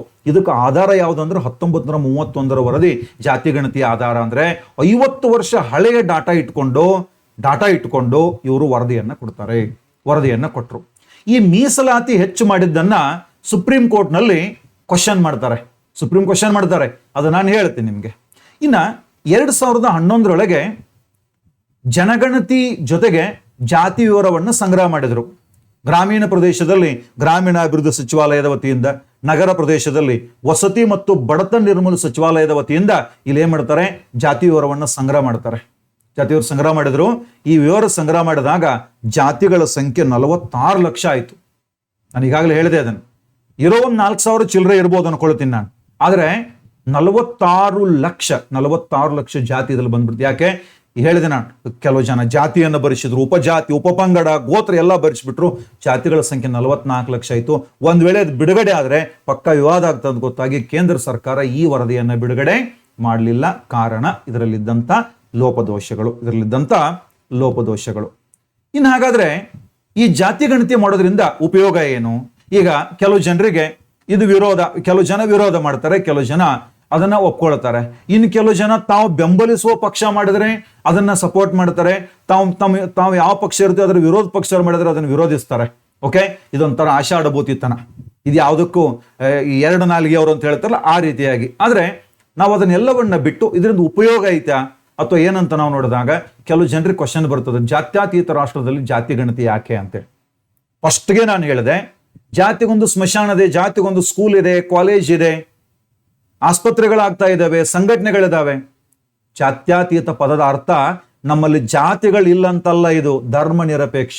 ಇದರರ್ಥ ನಮ್ಮ ದೇಶಕ್ಕೆ ಒಂದೇ ಯಾವುದೇ ರಾಷ್ಟ್ರೀಯ ಧರ್ಮ, ರಾಷ್ಟ್ರೀಯ ಜಾತಿ ಅಂತ ಇಲ್ಲ ಅಂತ ಅರ್ಥ. ಇದು ಜಾತ್ಯತೀತ ಅಂದ್ರೆ ಜಾತಿ ಇಲ್ಲ ಅಂತ ಅರ್ಥ ಅಲ್ಲ, ಒಂದೇ ಧರ್ಮ ಇಲ್ಲ. ಎಕ್ಸಾಂಪಲ್, ಈ ಪಾಕಿಸ್ತಾನಕ್ಕೆ ಒಂದು ಧರ್ಮ ಇದೆ, ಬಾಂಗ್ಲಾದೇಶಕ್ಕೆ ಒಂದಿದೆ, ಹಂಗ ನಮಗೆ ಇಲ್ಲ ಅಂತೇಳಿ ಅರ್ಥ. ಓಕೆನಾ? ಹಾಗಾದ್ರೆ ಜಾತಿ ಗಣತಿ ಉಪಯೋಗ ಏನು? ಭಾರತದಲ್ಲಿ ಜಾತಿ ಅನ್ನೋದು ಐತಿಹಾಸಿಕ ವಾಸ್ತವ. ಜಾತಿ ಸಮಾಜದ ಅಡಿಪಾಯ ಅಂದ್ರೆ ಅದೇ ಫೌಂಡೇಶನ್. ಎಲ್ಲವೂ ಅಲ್ಲಿಂದನೇ ಸ್ಟಾರ್ಟ್ ಆಗ್ತದೆ. ರಾಜಕೀಯ ಸೀಟ್ ಕೊಡ್ಬೇಕಾದ್ರೆ ಅಲ್ಲಿಂದ ಸ್ಟಾರ್ಟ್ ಆಗ್ತದೆ. ಹೆಣ ಸುಡಬೇಕಾದ್ರೆ ಅಲ್ಲಿಂದ ಸ್ಟಾರ್ಟ್ ಆಗ್ತದೆ. ಒಂದು ಅಡ್ಮಿಷನ್ ಮಾಡ್ಬೇಕಂದ್ರೂ ಕೂಡ ಜಾತಿಯಿಂದನೇ ಸ್ಟಾರ್ಟ್ ಆಗ್ತದೆ, ಕಾಲೇಜ್ ಅಡ್ಮಿಷನ್. ಇದೆಲ್ಲ ಇದ್ದಾಗ ಜಾತಿ ಇಲ್ಲ ಅಂತ ಹೆಂಗೆ ಹೇಳಕ್ಕಾಗ್ತದೆ? ಜಾತಿ ಇದೆ ಅಂದ್ರೆ ನಾನು ಜಾತಿ ಮುಂದುವರಿಬೇಕು ಅಂತ ಹೇಳಕತ್ತಿಲ್ಲ. ವಾಸ್ತವ ಸಮಾಜದಲ್ಲಿ ಜಾತಿ ಇದೆ. ಓಕೆ, ಜಾತಿ ಇದೆ. ಜನರ ಸಾಮಾಜಿಕ, ಆರ್ಥಿಕ, ರಾಜಕೀಯ ಸ್ಥಿತಿಗತಿಗಳನ್ನ ರೂಪಿಸುವ ಪ್ರಮುಖ ಅಂಶವೇ ಈ ಜಾತಿ. ನೀವು ನೋಡ್ರಿ, ರಾಜಕೀಯದಲ್ಲಿ ಕೆಲವೊಂದು ಕಡೆಗೆ, ಶಿಕ್ಷಣ ಕ್ಷೇತ್ರದಲ್ಲಿಯೂ ಕೂಡ, ಶಿಕ್ಷಣ ಕ್ಷೇತ್ರ ಈ ಕೆಲವು ಕಡೆಗೆ ಏನಾಗ್ತದೆ ಅಂತಂದ್ರೆ, ಎಷ್ಟೋ ಈ ಹೈದರಾಬಾದ್ನಂತ ಪ್ರದೇಶದಲ್ಲಿ ಜಾತಿಯ ಕಾರಣಕ್ಕಾಗಿ ಕಾಲೇಜಿನಿಂದ ಹೊರ ಹಾಕಿದಂತ ಕೆಲವು ಉದಾಹರಣೆಗಳು ಕೂಡ ಇದಾವೆ. ಅಂದ್ರೆ ಜನರ ಸಾಮಾಜಿಕ, ಆರ್ಥಿಕ, ರಾಜಕೀಯ ಎಲ್ಲದರ ಮೇಲೆ ಪ್ರಭಾವ ಇರುವಂತ ಅಂಶ ಯಾವುದು ಅಂದ್ರೆ ಈ ಜಾತಿ. ಹಾಗಾದ್ರೆ ಜಾತಿ ಗಣತಿ ಉಪಯೋಗ ಏನು? ಯಾವ ಸಮುದಾಯದ ಜನಸಂಖ್ಯೆ ಎಷ್ಟೈತಿ ಅಂತ ಲೆಕ್ಕ ಹಾಕೋದು. ಅದರ ಜೊತೆಗೆ ಆ ಸಮುದಾಯದವರು ಎಷ್ಟು ಜನ ವಿದ್ಯಾಭ್ಯಾಸ ಮಾಡಿದ್ದಾರೆ, ಎಷ್ಟು ಪ್ರಮಾಣದಲ್ಲಿ, ಎಷ್ಟು ಜನ ಸರ್ಕಾರಿ ನೌಕರಿ ಮಾಡ್ತಾ ಇದ್ದಾರೆ, ಎಷ್ಟು ಜನ ಉದ್ಯಮವನ್ನ ಮಾಡ್ತಾ ಇದ್ದಾರೆ, ಎಷ್ಟು ಜನ ಆಸ್ತಿಯನ್ನು ಹೊಂದಿದ್ದಾರೆ, ಎಷ್ಟು ಜನ ಬಿಸ್ನೆಸ್ ಅನ್ನ ಮಾಡ್ತಾ ಇದ್ದಾರೆ, ಎಷ್ಟು ಜನ ಕೈಗಾರಿಕೆ ನಡೆಸ್ತಾ ಇದ್ದಾರೆ, ಇದೆಲ್ಲ ಮಾಹಿತಿ ಸಿಗ್ತದೆ. ಎಲ್ಲ ಮಾಹಿತಿ ಸಿಕ್ಕರೆ ಅಲ್ಲಿ ಯೋಜನೆಗಳನ್ನು ರೂಪಿಸೋದಕ್ಕೆ ಸರ್ಕಾರಕ್ಕೆ ಅನುಕೂಲ ಆಗ್ತದೆ. ಆ ಕಾರಣಕ್ಕಾಗಿ ಈ ಜಾತಿ ಗಣತಿಯನ್ನ ಮಾಡ್ತಾರೆ. ಇನ್ನು ರಾಜಕೀಯ ಪ್ರಾತಿನಿಧ್ಯ, ಯಾವುದೇ ಒಂದು ಸಮುದಾಯದ ನಿಖರ ಜನಗಣತಿ ಜನಸಂಖ್ಯೆ ಗೊತ್ತಾದಾಗ ಆ ಸಮುದಾಯವು ಕೂಡ ನಾಳೆ ಏನ್ ಮಾಡ್ಬೋದು, ನಮಗೂ ಇಷ್ಟು ಪ್ರಾತಿನಿಧ್ಯ ಕೊಡ್ರಿ ಅಂತ ಕೇಳಬಹುದು. ಇದು ಜಾತಿ ಗಣತಿಯ ಉಪಯೋಗ. ಇನ್ನ ಯಾವ ಸಮುದಾಯ ಹಿಂದುಳಿದಿದೆ, ಈಗ ಮೀಸಲಾತಿ ಅಂತ ಇವತ್ತು ಕೆಲವು ಜನ ಮೊದಲು ವಿರೋಧ ಮಾಡ್ತಾರೆ ಮೀಸಲಾತಿಯನ್ನು, ಆದ್ರೆ ಇವತ್ತು ಎಲ್ಲ ಸಮುದಾಯಗಳಿಗೆ ಮೀಸಲಾತಿ ಇದೆ. ಮೀಸಲಾತಿಯಿಂದ ಹೊರಗುಳಿದಂತ ಕೆಲವು ಸಮುದಾಯಗಳಿಗೆ EWS ಆರ್ಥಿಕ ಹಿಂದುಳಿದವರು ಅಂತೇಳಿ, ಆರ್ಥಿಕವಾಗಿ ಹಿಂದುಳಿದವರು ಎಕನಾಮಿಕಲ್ ವೀಕರ್ ಸೆಕ್ಷನ್ ಅಂತೇಳಿ 10% ಮೀಸಲಾತಿಯನ್ನು ಕೂಡ ನಮ್ಮ ಸಂಸತ್ತು ಕೊಟ್ಟಿದೆ. ಓಕೆ, ಅದಕ್ಕೆ ಈಗ ಏನ್ ಮಾಡ್ಬೇಕು, ಜಾತಿ ಗಣತಿಯನ್ನು ಮಾಡಿಬಿಟ್ರೆ ಒಂದು ಡಾಟಾ ಸಿಕ್ಬಿಟ್ರೆ ಏನ್ ಮಾಡಬಹುದು, ಅವಾಗ ಯಾರು ಹಿಂದುಳಿದಾರೋ ಅವ್ರಿಗೆ ಮೀಸಲಾತಿಯನ್ನು ಕೊಡೋದು, ಯಾರಿಲ್ಲ ಅವರಿಗೆ ಮೀಸಲಾತಿಯನ್ನು ಕೊಡೋ ಅವಶ್ಯಕತೆ ಇರೋದಿಲ್ಲ. ಇನ್ನು ವೈಜ್ಞಾನಿಕವಾಗಿ ಮೀಸಲಾತಿ ನಿರ್ಧಾರ ಮಾಡಬಹುದು, ಜನಸಂಖ್ಯೆ ಆಧಾರದಲ್ಲಿ ಕೂಡ ಮೀಸಲಾತಿಯ ನಿರ್ಧಾರ ಮಾಡಬಹುದು. ಉಪಪಂಗಡಗಳಿಗೆ ಒಳ ಮೀಸಲಾತಿ ಕರ್ನಾಟಕದಲ್ಲಿ ಸುಮಾರು 2-3 ತಿಂಗಳಿಂದ ನೀವೆಲ್ಲ ನೋಡ್ತಾ ಇದ್ರಿ, ಒಳ ಮೀಸಲಾತಿ ಅಂತೇಳಿ ಉಪಪಂಗಡಗಳಿಗೆ ಒಳ ಮೀಸಲಾತಿ ಕಲ್ಪಿಸೋದಕ್ಕೆ ಅವಕಾಶ ಆಗ್ತದೆ. ಸರ್ಕಾರ ಕಲ್ಯಾಣ ಕಾರ್ಯಕ್ರಮ ರೂಪಿಸೋದಕ್ಕೆ ದತ್ತಾಂಶಗಳನ್ನು ಆಧಾರವಾಗಿ ಇಟ್ಕೊಳ್ಬಹುದು. ಇವೆಲ್ಲ ಜಾತಿ ಗಣತಿಯ ಉಪಯೋಗ ಆಗಿದೆ. ಇನ್ನು ರಾಜಕೀಯ ಪ್ರಾತಿನಿಧ್ಯ ಅಂತ ನಾನು ಆಗ್ಲೇ ಹೇಳಿದೆ. ಹಾಗಾದ್ರೆ ಈ ಜಾತಿ ಗಣತಿಯ ಬಗ್ಗೆ ಸುಪ್ರೀಂ ಕೋರ್ಟ್ ಏನ್ ಹೇಳ್ತದೆ ಅಂತ ನಾವು ನೋಡಿದಾಗ, ಏನ್ ಹೇಳಿದೆ ಅಂತ ನೋಡಿದಾಗ ನಿಮ್ಗೆಲ್ಲ ಗೊತ್ತಿದೆ, ಸಂವಿಧಾನಕ್ಕೆ 73 ಮತ್ತು 74ನೇ ತಿದ್ದುಪಡಿಯನ್ನ ಮಾಡ್ತಾರೆ. 1992 ಜಾರಿ ಆದದ್ದು 1993 1992 73rd ಅಮೆಂಡ್ಮೆಂಟ್ ಆಕ್ಟ್, CAA ಅಂತಂದ್ರೆ constitutional amendment act 74th 73rd 73 ಇದು PRI ಪಂಚಾಯತ್ ರಾಜ್ ಸಂಸ್ಥೆಗಳು, ಆಮೇಲೆ 74 ನಗರ ಸ್ಥಳೀಯ ಸಂಸ್ಥೆಗಳ ಬಗ್ಗೆ ಹೇಳುತ್ತದೆ. ಏನಾಗ್ತದೆ ಇದರಲ್ಲಿ, ಇದೇನು 73rd ಅಮೆಂಡ್ಮೆಂಟ್ ಮತ್ತು 74th ಅಮೆಂಡ್ಮೆಂಟ್ ಇದೆಲ್ಲ, ಅದರಲ್ಲಿ 243D6 ಇನ್ನೊಂದು 243T6 ಪಂಚಾಯಿತಿ ಮತ್ತು ನಗರ ಸ್ಥಳೀಯ ಸಂಸ್ಥೆಗಳಲ್ಲಿ OBCಗಳಿಗೆ, ಅದರ್ ಬ್ಯಾಕ್ವರ್ಡ್ ಕ್ಲಾಸಸ್ಗಳಿಗೆ ಮೀಸಲಾತಿಯನ್ನ ಕೊಡಬೇಕು ಅಂತೇಳಿ ಸಂಸತ್ತು ಈ ತಿದ್ದುಪಡಿಯಲ್ಲಿ ಅಂಶಗಳನ್ನ ಸೇರಿಸ್ತದೆ. ಆದ್ರೆ ಇದನ್ನ ಸುಪ್ರೀಂ ಕೋರ್ಟ್ ನಲ್ಲಿ ಕ್ವಶನ್ ಮಾಡಿರ್ತಾರೆ. ಯಾಕೆ ಕ್ವಶನ್ ಮಾಡ್ತಾರೆ ಅಂತಂದ್ರೆ, ನೀವೇನ್ ಮೀಸಲಾತಿಯನ್ನು ಕೊಡ್ತಾ ಇದ್ರಿ, ಇದಕ್ಕೆ ಆಧಾರ ಯಾವುದು, 1931 ಆಧಾರ. ಅದಕ್ಕೆ ಸುಪ್ರೀಂ ಕೋರ್ಟ್ ಮತ್ತು ಹೈಕೋರ್ಟ್ಗಳಲ್ಲಿ ಬಹಳಷ್ಟು ಕಡೆ ಕರ್ನಾಟಕ, ಮಹಾರಾಷ್ಟ್ರ, ರಾಜಸ್ಥಾನ ಮುಂತಾದ ಕಡೆಗೆ ಇದನ್ನೆಲ್ಲ ಕ್ವಶನ್ ಮಾಡ್ತಾರೆ. ಕ್ವಶನ್ ಮಾಡಿ ಹೈಕೋರ್ಟ್ ಮತ್ತು ಸುಪ್ರೀಂ ಕೋರ್ಟ್ ಈ ಮೀಸಲಾತಿಗೆ ತಡೆಯೊಡ್ತದೆ. ಕಾರಣ ಏನು, ಯಾವುದೇ ಸರ್ಕಾರ ಕಡೆಗೆ ರಿಸರ್ವೇಶನ್ ಅನ್ನು ಕೊಡೋದಕ್ಕೆ, ರಿಸರ್ವೇಶನ್ ಅಂತೂ ಕೊಡ್ತಾ ಇದ್ದಾರೆ, ಕೊಡೋದಕ್ಕೆ ಡಾಟಾ ಇಲ್ಲ. ಯಾವ ಡಾಟಾ ಇಟ್ಟುಕೊಂಡು ಮೀಸಲಾತಿಯನ್ನು ಕೊಟ್ರಿ ಅಂತ ಕೇಳಿ ಸುಪ್ರೀಂ ಕೋರ್ಟ್ ಮತ್ತು ಹೈಕೋರ್ಟ್ಗಳು ಏನ್ ಮಾಡ್ತವೆ, ಈ 73 ಮತ್ತು 74ನೇ ತಿದ್ದುಪಡಿಯಲ್ಲಿ ಕೊಟ್ಟಂತ, ಕಾಯ್ದೆ ಅಡಿಯಲ್ಲಿ ಕೊಟ್ಟಂತ ನಗರ ಸ್ಥಳೀಯ ಸಂಸ್ಥೆಗಳು ಮತ್ತು ಪಂಚಾಯತ್ ರಾಜ್ಗಳಲ್ಲಿನ OBC ಮೀಸಲಾತಿಗೆ ತಡೆ ಒಡ್ತದೆ. ಇದು ಸುಪ್ರೀಂ ಕೋರ್ಟ್ ಹೇಳ್ತದೆ. ಆದ್ರೆ ಒಂದು case, Indira Sawhney versus union of India 1992, ಇದೊಂದು landmark judgment of supreme court. ಭಾರತೀಯ ಸುಪ್ರೀಂ ಕೋರ್ಟ್ನ ಒಂದು ಲ್ಯಾಂಡ್ ಮಾರ್ಕ್ ಜಜ್ಮೆಂಟ್ ಅಂತ ನಾವು ಹೇಳ್ಬೋದು. ಈ Indira Sawhney case 1992 supreme court ಒಂದು ತೀರ್ಪು ಕೊಡ್ತದೆ. ಏನಂತ ತೀರ್ಪು ಕೊಡ್ತದೆ, ಮೀಸಲಾತಿ ಪ್ರಮಾಣ 50% ಅನ್ನ ಮೀರಬಾರ್ದು. ಇವತ್ತು ನಮ್ಮಲ್ಲಿ ಇದು ಕೂಡ ಚರ್ಚೆ ನಡೀತಾ ಇದೆ ಕರ್ನಾಟಕದಲ್ಲಿ. ಮೀಸಲಾತಿ ಪ್ರಮಾಣ 50% ಅನ್ನ ಮೀರಬಾರ್ದು. ಮೊದಲನೇದ್ದು ಇಂದಿರಾ ಸಹಾನಿ ಕೇಸ್. ಎರಡನೇದು, ಮೀಸಲಾತಿ ಕಲ್ಪಿಸಲು OBCಗಳ ಹಿಂದುಳಿದಿರುವಿಕೆಯ ದತ್ತಾಂಶ ಬೇಕು. ಇದು ಇಂಡೈರೆಕ್ಟ್ಲಿ ಜಾತಿ ಗಣತಿ ಮಾಡ್ರಿ ಅಂತ ಅಂದಂಗಿದು ಇಂದಿರಾ ಸಹಾನಿ ಕೇಸ್ನ ಹೇಳದ. ಅಂದ್ರೆ ದತ್ತಾಂಶ ಬೇಕಂದ್ರೆ ಅರ್ಥ ಏನು, ಒಂದು ಸಮೀಕ್ಷೆಯನ್ನ ಮಾಡ್ರಿ, ಸರ್ವೆಯನ್ನ ಮಾಡ್ರಿ ಅಂತ ಹೇಳ್ತದೆ. ಮೂರನೇದು, ಕೆನೆ ಪದರ ಕ್ರೀಮಿ ಲೇಯರ್ ಪರಿಕಲ್ಪನೆಯನ್ನ ಹುಟ್ಟಾಕ್ತದೆ. ಏನ್ ಕ್ರೀಮಿ ಲೇಯರ್ ಅಂತಂದ್ರೆ, ಒಬ್ಬ ವ್ಯಕ್ತಿ 2A ಕೆಟಗರಿಗೆ ಸೇರಿದಾನೆ ಅಥವಾ ಆತ 2B ಕೆಟಗರಿಗೆ ಸೇರಿದಾನೆ ಅಂತ ಇಟ್ಕೊಡ್ರಿ ಈಗ. ಓಕೆ, ಅಥವಾ ಆತ OBC ಅದಾನ ಅಂತ ಇಟ್ಕೊಡ್ರಿ. OBC ಒಬ್ಬ OBC ಒಬ್ಬ ಯುವಕ ಇದ್ದಾನೆ ಅಥವಾ ಯುವತಿ ಇದ್ದಾಳೆ, UPSC ಎಕ್ಸಾಮ್ ಎಲ್ಲ ಬರಿತಾ ಇದ್ದಾರೆ. ಇವರು UPSC ಎಕ್ಸಾಮ್ನಲ್ಲಿ 2A, ಅವರು 2A ರಿಸರ್ವೇಶನ್ ಅಂಡರ್ ಬರಬೇಕು ಅಂತಂದ್ರೆ ಅವರ ಕುಟುಂಬದ ವರ್ಷದ ಆದಾಯ 8 ಲಕ್ಷ ಮೀರಬಾರ್ದು. 8 ಲಕ್ಷ ಮೀರಿದ್ರೆ ಅವರು ಕ್ರಿಮಿ ಲೇಯರ್, ಕೆನೆ ಪದರ ಅದನ್ನ ದಾಟಿದ್ರು ಅಂತ ಅರ್ಥ. ದಾಟಿದ್ರು ಅಂತ ಅರ್ಥ ಅಂದ್ರೆ ಅವ್ರು ಅವಾಗ ಏನ್ ಮಾಡ್ಬೇಕು, GM ನೊಳಗೆ ಬರ್ತಾರೆ. ಇಲ್ಲೊಂದು ಇಮೇಜ್ ಇದೆ, ಈ ಇಮೇಜ್ ಅನ್ನ ನೋಡಿದ್ರೆ ನಿಮ್ಗೆ ಅರ್ಥ ಆಗ್ತದೆ. ಇಲ್ಲೊಂದು ಚೇರ್ ಇದೆ, ಇಲ್ಲೊಂದು ಹುದ್ದೆ ವೇಕೆಂಟ್ ಇದೆ, ಇಂಟರ್ವ್ಯೂಗೆ ಹೋಗ್ತಾ ಇದ್ದಾನೆ. ಮೊದಲನೇ ಇಮೇಜ್ ಐತಲ್ಲ OBC ನಾನ್ ಕ್ರಿಮಿ ಲೇಯರ್. ನಾನ್ ಕ್ರಿಮಿ ಲೇಯರ್ ಅಂದ್ರೆ ಈತನ ಡ್ರೆಸ್ ಎಲ್ಲ ನೋಡಿದಾಗ ಇಲ್ಲಿ ಇಮೇಜ್ ನೋಡ್ರಿ, ಆತನ ಪಾಕೆಟ್ ಖಾಲಿ ಇದೆ, ಬಡವ ಇದ್ದಾನೆ, ಅವನ ಡ್ರೆಸ್ಸು ಕೂಡ ಅಷ್ಟೊಂದು ಅಷ್ಟೇನು ಚೆನ್ನಾಗಿಲ್ಲ. ಇನ್ನ OBC ಕ್ರಿಮಿ ಲೇಯರ್ ಅಂದ್ರೆ ಈತನ ಡ್ರೆಸ್ ನೋಡಿದಾಗ ಈತ ಒಳ್ಳೆಯ ಸಂಪತ್ತನ್ನು ಹೊಂದಿದವನು ಅಂತ ಅರ್ಥ. ಹಿಂಗ್ ಮಾಡೋ ಉದ್ದೇಶ ಏನು, OBCಗಳಲ್ಲಿ ಕ್ರಿಮಿಲೇಯರ್ ಪರಿಕಲ್ಪನೆಯನ್ನು ಹುಟ್ಟಾಕೋದ್ರ ಉದ್ದೇಶ ಏನು ಅಂತ ನಾವು ನೋಡಿದಾಗ ಸಿಂಪಲ್, ಯಾರು ಈಗಾಗಲೇ OBC ರಿಸರ್ವೇಶನ್ ತಗೊಂಡು ಸ್ವಲ್ಪ ಸದೃಢರಾಗಿದ್ದಾರೋ ಆರ್ಥಿಕವಾಗಿ, ಅವರನ್ನು ಬಿಟ್ಟು ಅದರೊಳಗೆ ಅದೇ ಕಮ್ಯುನಿಟಿಯ ಬಡವರಿಗೆ ಮೀಸಲಾತಿ ಸಿಗಬೇಕು ಅನ್ನುವಂಥ ಒಂದು ಪರಿಕಲ್ಪನೆಯನ್ನ ಹುಟ್ಟಾಗ್ತದೆ ಇಂದಿರಾ ಸಹಾನಿ ಪ್ರಕರಣ. ಇದನ್ನು ಕೂಡ ಕೆಲವು ಜನ ಕ್ವಶನ್ ಮಾಡ್ತಾರೆ. Reservation is not a poverty eradication programme. ಮೀಸಲಾತಿ ಬಡತನ ನಿರ್ಮೂಲನಾ ಯೋಜನೆ ಅಲ್ಲ, ಕಾರ್ಯಕ್ರಮ ಅಲ್ಲ ಅಂತ ಕೆಲವು ಜನ ಇದನ್ನು ಕೂಡ ಪ್ರಶ್ನೆಯನ್ನ ಮಾಡ್ತಾರೆ. ಇದು ಸುಪ್ರೀಂ ಕೋರ್ಟ್ ಇಂದಿರಾ ಸಹಾನಿ ಪ್ರಕರಣದಲ್ಲಿ ಕೊಟ್ಟಂತ ತೀರ್ಪು. ಇಂದಿರಾ ಸಹಾನಿ ಪ್ರಕರಣದಲ್ಲಿ ಕೊಟ್ಟಂತ ತೀರ್ಪಾಗಿದೆ. ಇದು ಜಾತಿ ಗಣತಿ ಸಂಬಂಧಪಟ್ಟ. ಆದ್ರೆ ಇವತ್ತೇನು ರಾಜ್ಯಗಳು ಜಾತಿ ಗಣತಿ ನಡೆಸ್ತಾ ಇದ್ದಾವೋ ಅದಕ್ಕೆ ಸುಪ್ರೀಂ ಕೋರ್ಟ್ನ ಬಲ ಇದೆ. ಸುಪ್ರೀಂ ಕೋರ್ಟ್ನ ಬಲ ಇದೆ. ಇನ್ನು ಕರ್ನಾಟಕಕ್ಕೆ ಬರೋಣ. ಕರ್ನಾಟಕದಲ್ಲಿ ದೊಡ್ಡ ಚರ್ಚೆ ನಡೀತಾ ಇದೆ. ಕರ್ನಾಟಕದಲ್ಲಿ ಜಾತಿ ಗಣತಿ 2004ರಲ್ಲಿ ಈ JDS ಮತ್ತು ಕಾಂಗ್ರೆಸ್ ಸಮ್ಮಿಶ್ರ ಸರ್ಕಾರ ಅಧಿಕಾರಕ್ಕೆ ಬರುತ್ತದೆ. ಸಮ್ಮಿಶ್ರ ಸರ್ಕಾರ. ಧರಮ್ ಸಿಂಗ್ ಅವರು ಮುಖ್ಯಮಂತ್ರಿ ಆದ್ರೆ ಸಿದ್ದರಾಮಯ್ಯ ಉಪಮುಖ್ಯಮಂತ್ರಿ ಮತ್ತು ಹಣಕಾಸು ಮಂತ್ರಿ ಆಗ್ತಾರೆ.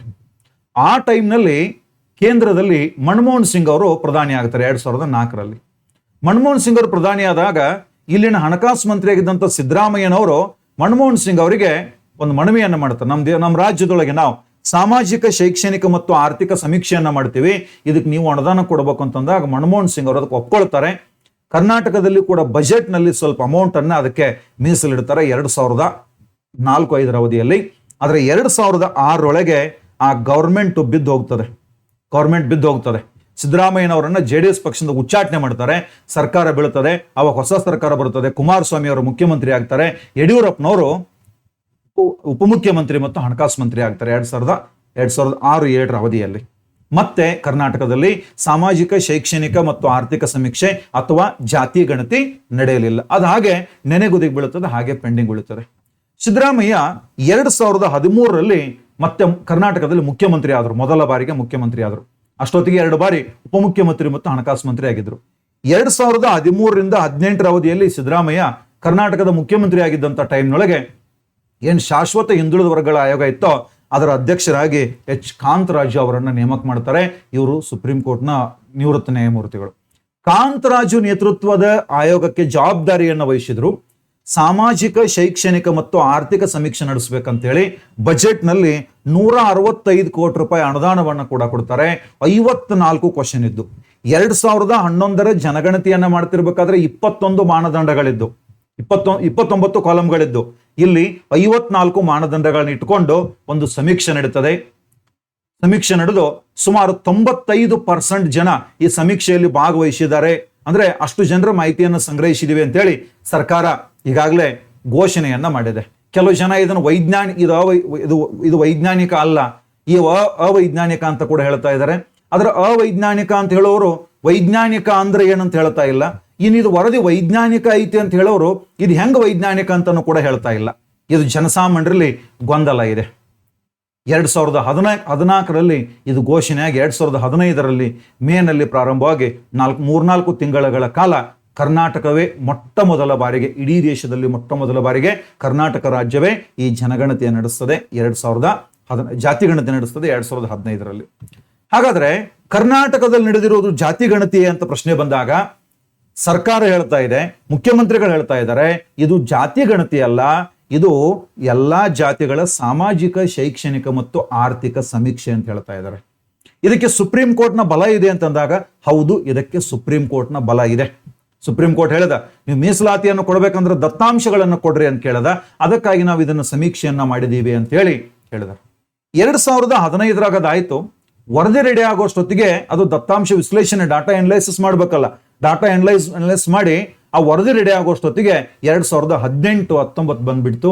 ಅಷ್ಟೊತ್ತಿಗೆ ಇವರು ಮುಖ್ಯಮಂತ್ರಿ ಸ್ಥಾನದಿಂದ ಕೆಳಗಿಳಿದಿದ್ರು. ಮತ್ತೊಂದು ಸರ್ಕಾರ ಬಂದಿತ್ತು, ಅದರ ಬಗ್ಗೆ ಅಷ್ಟೊಂದು ಆಸಕ್ತಿಯನ್ನ ತೋರಿಸಲಿಲ್ಲ. ಆದ್ರೆ ಸಿದ್ದರಾಮಯ್ಯ 2023ರಲ್ಲಿ ಮತ್ತೆ 2ನೇ ಅವಧಿಗೆ ಮುಖ್ಯಮಂತ್ರಿ ಆಗ್ತಾರೆ. ಅಷ್ಟೊತ್ತಿಗೆ ಜಯಪ್ರಕಾಶ್ ಹೆಗಡೆ ಅವರು ಈ ಕರ್ನಾಟಕದ ಶಾಶ್ವತ ಹಿಂದುಳಿದ ವರ್ಗಗಳ ಆಯೋಗದ ಅಧ್ಯಕ್ಷರಾಗಿದ್ರು. ಕಾಂತರಾಜು ನೇತೃತ್ವದ ಆಯೋಗ, ಹಿಂದುಳಿದ ಆಯೋಗ ಈ ವರದಿಯನ್ನ ರೆಡಿ ಮಾಡಿದ್ರೆ, ಜಯಪ್ರಕಾಶ್ ಹೆಗಡೆ ನೇತೃತ್ವ ಆಯೋಗ ಅದೇನು ಕಾಂತರಾಜ್ ವರದಿ ಇತ್ತಲ್ಲ, ಆ ವರದಿಯನ್ನ ಆಧರಿಸಿ ಆ ದತ್ತಾಂಶಗಳನ್ನ ಡಾಟಾ ಅನಲೈಸಿಸ್ ಮಾಡಿ ವಿಶ್ಲೇಷಣೆ ಮಾಡಿ ಒಂದು ವರದಿಯನ್ನು ರೆಡಿ ಮಾಡಿ 2024 ಫೆಬ್ರವರಿನಲ್ಲಿ ಕರ್ನಾಟಕ ಸರ್ಕಾರಕ್ಕೆ ಅದನ್ನು ಕೊಡುತ್ತದೆ. ಸರ್ಕಾರದ ಹಿಂದುಳಿದ ವರ್ಗಗಳ ಇಲಾಖೆ ಆ ಜಯಪ್ರಕಾಶ್ ಹೆಗಡೆ ಆಯೋಗದ ವರದಿಯನ್ನ ಅಕ್ಸೆಪ್ಟ್ ಮಾಡ್ತದೆ, ಅಂದ್ರೆ ಅದನ್ನು ಸ್ವೀಕಾರ ಮಾಡ್ತದೆ. ವರದಿಯನ್ನ 2024 ಫೆಬ್ರವರಿ ಸ್ವೀಕಾರ ಮಾಡಿದ್ರು. ಆದರೆ 2025 ಏಪ್ರಿಲ್ನಲ್ಲಿ ಕರ್ನಾಟಕ ಸರ್ಕಾರ ಆ ವರದಿಯನ್ನ ಸಚಿವ ಸಂಪುಟದ ಮುಂದೆ ಮಂಡನೆ ಮಾಡ್ತದೆ. ಈ ಜಯಪ್ರಕಾಶ್ ಹೆಗಡೆ ನೇತೃತ್ವದ ಆಯೋಗ ಏನು ಶಿಫಾರಸು ಮಾಡಿದೆ ಅಂತ ಒಂದಿಷ್ಟು ಅಂಶಗಳನ್ನು ನಾವು ನೋಡಿದಾಗ ಇಲ್ಲಿ ಒಂದಿಷ್ಟು ಬದಲಾವಣೆಯನ್ನ ಮಾಡಿ. ಇಲ್ಲಿವರೆಗೆ ಪ್ರವರ್ಗ 1 ಅಂತಿತ್ತು, 2A 2B 3A 3B ಅಂತೆಲ್ಲ ಇದ್ವಾ. ಆದರೆ ಈಗ ಪ್ರವರ್ಗ 1A ಪ್ರವರ್ಗ 1B ಅಂತೇಳಿ ಇಲ್ಲಿ 2 ಮಾಡ್ತಾರೆ. ಪ್ರವರ್ಗ 1A ಏನಿದೆ ಇದರಲ್ಲಿ 34,96,000, ಪ್ರವರ್ಗ 1B ಯಲ್ಲಿ 73,92,000 ಜನಸಂಖ್ಯೆ ಇದೆ. ಅಂದ್ರೆ ಪರ್ಸೆಂಟೇಜು 1A ಯಲ್ಲಿ 8.4%, 1B ನಲ್ಲಿ 17.74% ಇದೆ. ಅದಕ್ಕೆ ಈ ಜಯಪ್ರಕಾಶ್ ಹೆಗಡೆ ಆಯೋಗ ಏನ್ ಹೇಳ್ತದೆ ಅಂತಂದ್ರೆ, ಪ್ರವರ್ಗ 1A ಏನಿದೆ ಅದಕ್ಕೆ 6% ರಿಸರ್ವೇಶನ್ ಕೊಟ್ರೆ ಪ್ರವರ್ಗ 1Bಗೆ 12% ರಿಸರ್ವೇಶನ್ ಅನ್ನು ಕೊಡಬೇಕು. ಅಂದ್ರೆ ಟೋಟಲ್ ಪ್ರವರ್ಗ 1ಕ್ಕೆ 18% ಮೀಸಲಾತಿಯನ್ನು ಕೊಡಬೇಕು. ಪ್ರವರ್ಗ 2A ನಲ್ಲಿ 77,78,000 ಜನಸಂಖ್ಯೆ ಇದೆ. ಅಂದ್ರೆ 18.70 ಇಷ್ಟು ಜನಸಂಖ್ಯೆ ಇದೆ. ಇದಕ್ಕೆ 10% ರಿಸರ್ವೇಶನ್ ಇರಬೇಕು. ಪ್ರವರ್ಗ 1B ನಲ್ಲಿ 75,25,000 ಇದೆ, 18.08 ಇದೆ. ಇದಕ್ಕೆ 8% ರಿಸರ್ವೇಶನ್ ಅನ್ನು ಕೊಡಬೇಕು ಅಂತ ಶಿಫಾರಸನ್ನು ಮಾಡ್ತದೆ. ಆಮೇಲೆ 3Aಗೆ 7%, 3Bಗೆ 8% ರಿಸರ್ವೇಶನ್ ಅನ್ನು ಕೊಡಬೇಕು. ಒಟ್ಟು ಈ ಬಿ ವರ್ಗ 3 ವರ್ಗಕ್ಕೆ 15%. ಇಲ್ಲಿವರೆಗೆ ಏನಿತ್ತೋ ಮೀಸಲಾತಿ ಬ್ಯಾಕ್ವರ್ಡ್ ಕ್ಲಾಸಸ್ SC/ST ಅನ್ನು ಬಿಟ್ಟು ಬ್ಯಾಕ್ವರ್ಡ್ ಕ್ಲಾಸಸ್ ರಿಸರ್ವೇಶನ್ 51%ಗೆ ಹೆಚ್ಚು ಮಾಡಬೇಕು ಅಂತ ಕರ್ನಾಟಕ ಸರ್ಕಾರಕ್ಕೆ ಇದು ಆಯೋಗ ಶಿಫಾರಸು ಮಾಡ್ಯದ. ಈಗಾಗಲೇ ಸಚಿವ ಸಂಪುಟದಲ್ಲಿ 2 ಸಾರಿ ಚರ್ಚೆ ಆಗ್ಯದ. ಹಾಗಾದ್ರೆ ಮುಂದೆ ಈ ವರದಿ ಏನಾಗ್ತದ ಅಂತಂದಾಗ ಮೇ 9ನೇ ತಾರೀಕಿಗೆ ಮತ್ತೆ ಕರ್ನಾಟಕದ ಸಚಿವ ಸಂಪುಟ ಸಭೆ ನಡೆಯಲಿದೆ ಸಿದ್ದರಾಮಯ್ಯನವರ ನೇತೃತ್ವದಲ್ಲಿ.